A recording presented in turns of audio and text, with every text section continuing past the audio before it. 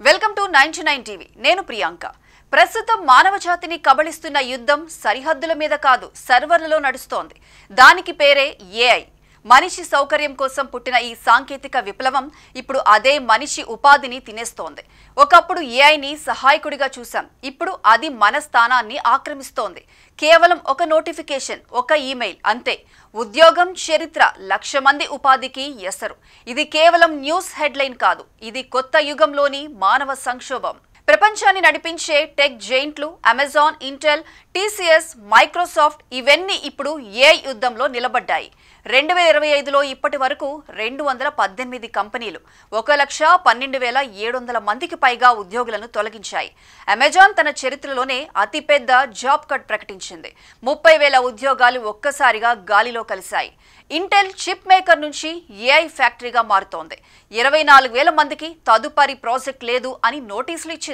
భారత టెకీలకు shock తరంగమే TCS దేశంలోనే అతిపెద్ద ఐటీ దిగ్గజం ఒకే క్వార్టర్లో 19,755 మంది ఉద్యోగులను తొలగించింది 2022 తర్వాత తొలిసారి కంపెనీ ఉద్యోగుల సంఖ్య 6 లక్షల దిగువకు పడిపోయింది ఏఐ ఆటోమేషన్ ప్రొడక్టివిటీ పెంపు అనే పేరుతో మనుషులపై వేటు ప్రారంభమైంది Microsoft Accenture sales force Cisco Google meta ప్రతి కంపెనీ ఒకే మంత్రం జపిస్తోంది మనుషుల్ అవుట్ ఏఐ ఇన్ ఇది టెక్ కంపెనీల వరకే కాదు నాన్ టెక్ ప్రపంచం కూడా రోబో వేవ్ లో కొట్టుకుపోతోంది యూపీఎస్ 48,000 ఉద్యోగాలు కట్ ఫోర్డ్ మోటార్స్ 13,000 మందికి స్టార్ట్ కాదు స్టాప్ ఆర్డర్ పీడబ్ల్యూసీ పారామౌంట్ గ్లోబల్ ఆడిట్ నుంచి ఎంటర్టైన్మెంట్ వరకు ప్రతి విభాగం ఏఐకి బలి